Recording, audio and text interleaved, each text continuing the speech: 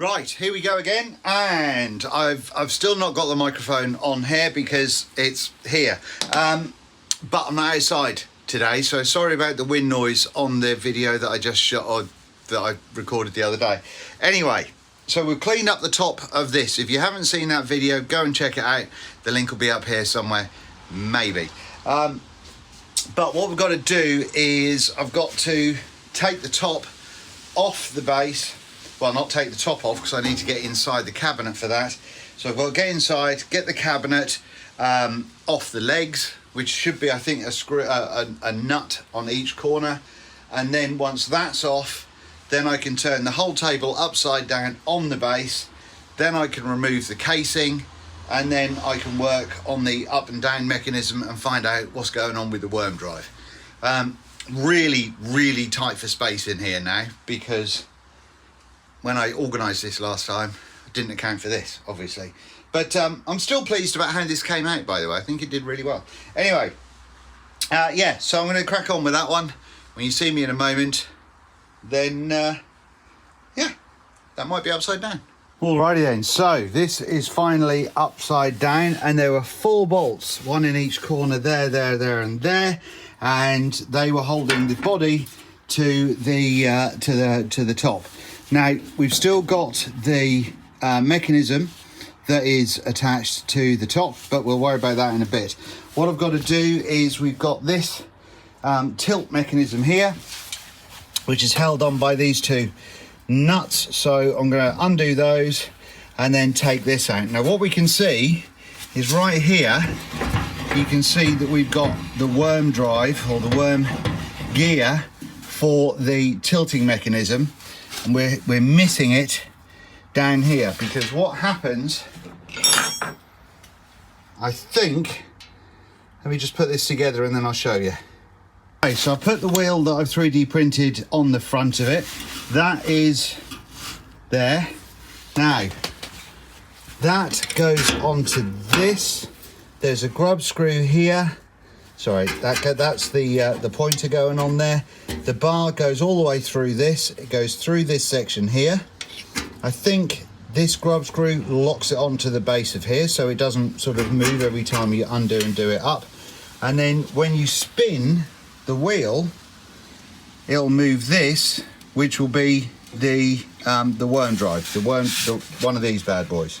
Okay, so this will be on here, which will attach or get going against this, which is the drive itself. And so yeah, I'm gonna have to 3D print one of these to go there, or try and measure this and see if that's the same. I don't even know if it is the same, but it's a locking pin in there, so I could try knocking it out and seeing if it fits that. I'm unsure, but yeah, I think what I need to do is I need to take the body off, and then we can look at things from there and have a little bit more knowledge, hopefully. Not really sure why this looks kind of hot and burned there. Something might have burned next to it. Anyway, that's the side tilt. We've got these 2 grub screws to undo, and that should let go of this bar, so I should be able to wind it out completely. And then once that's out, we should, I think, be able to lift the surround off. Okay, so we are off. Now, I've just allowed this to move all the way forward. Because we've got these locking nuts on there, the only way of getting this off, because they won't go off the back end there, because there's that little bit on the end there, so they won't go off.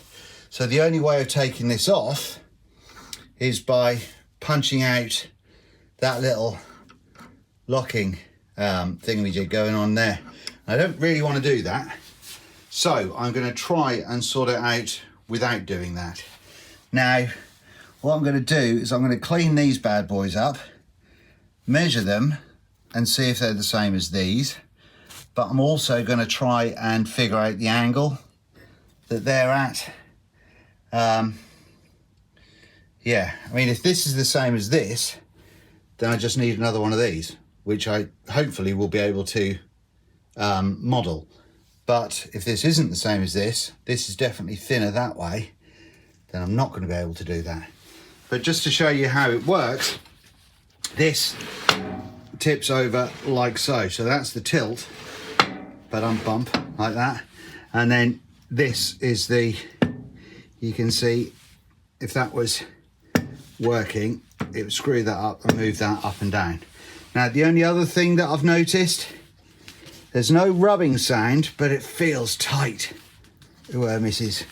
And I think that's probably compacted grease and debris and Christ knows what else in there.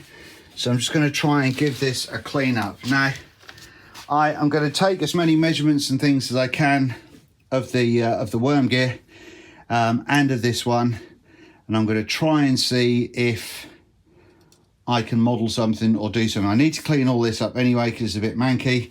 I'll spray some degreaser in here. I think, yeah, I might be able to take this off right here, the pulley, and if I can take the pulley off, then I can take the whole arbor out if I need to, because those threads don't look great. I have a 5/8 nut turning up today, so we'll see if it's going to fit.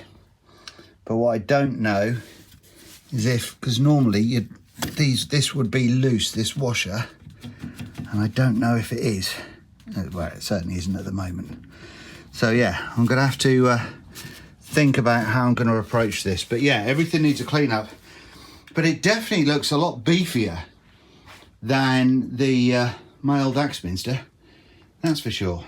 Just before I go, I know there's bearings in there and I'll dry PTFE them, but I did spritz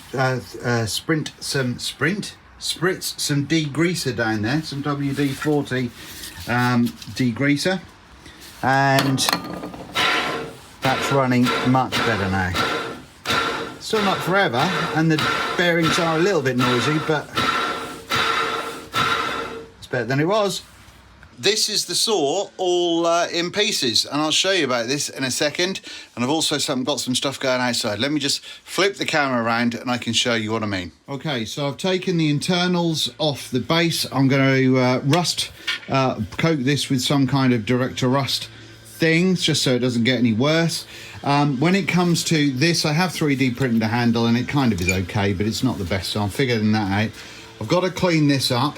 Now, I've taken the worm drive off the tilt, and the worm drive is here. This is what it looks like. And as well as being a massive pain to try and find, it's also left-handed. So that's fun. But yeah, so I've got one and I need to get another one of these, and they are seemingly rocking horse poo. So there's that. Also, what I've got to worry about is the arbor nut. Now, the arbor does spin freely. There's no sort of side-to-side wobble or anything like that, so the bearings should be okay. Just need a bit of lubrication. You can see in there that they're a little bit worse for wear, but they're spinning okay. A little bit loud maybe, but not too bad. But this, again, left-handed thread. Now, I think this is a 5/8 left-handed thread nut, so I've got to see what I can find that will go onto here. Yeah, and we'll take it from there. But that's that. So yeah, now when it comes to this, what I've done is I've sprayed the sides with this Genelite machinery paint. So that's this. The two sides and the back of this have had an entire can, but this is graphite grey. It's a little bit blue. But yeah, so there's that side. Now the front, I've just kind of polished. I've just kind of made it look a little bit funky, and you can see that it's not a full mirror shine, but it's not far off. And yeah, and I painted obviously the other side with the Genelite as well. And I just thought that looked really cool. I did see an old Craftsman from sort of, I think earlier than this, that had a shiny front, and I thought that just looked really, really cool. So yeah, so I've got to make sure that I can make some handles, and I'd like to get some big old cast iron wheels really, but we'll see about that. So yeah, in here I've still got to figure out the worm drive, which run on these sort of pieces here. This is the worm drive, and it's the worm gear that sits atop it. So I've got to worry about that. Then I can put all this back together, and hopefully I will have a direct to rust thing on there. Now the stand, I'm going to make one at some point in time, but while I had the Genelite out, I thought I would, sorry for the noise, I thought I would bang it over the stand as well. I've given it just a quick couple of coatings, but you know, it did look manky like that, and now it looks like that, which is way better. But in here, that's the Charnwood trough that I used on my Axminster saw, which I will see if that will fit into here. If not, I'll have to make a whole new base. But yeah, so that's where we're up to. I didn't film any of this stuff because it's kind of fairly standard. Came to sorting this out, all I did was I used my, I'll try and make sure that footage is in here, but I used my JCB hand grinder, which did a spectacular job, but the flappy disc wheels that I've got were really old, so that took for ages. And then I tried scraping with heat, and that didn't really work. And then I used a flappy wheel on a drill, and that kind of worked. So we got there eventually, but getting this polished up like this was literally all day yesterday. That took me all day. So yeah, it wasn't exciting enough to film. It was just a whole bunch of elbow grease. That's all it was.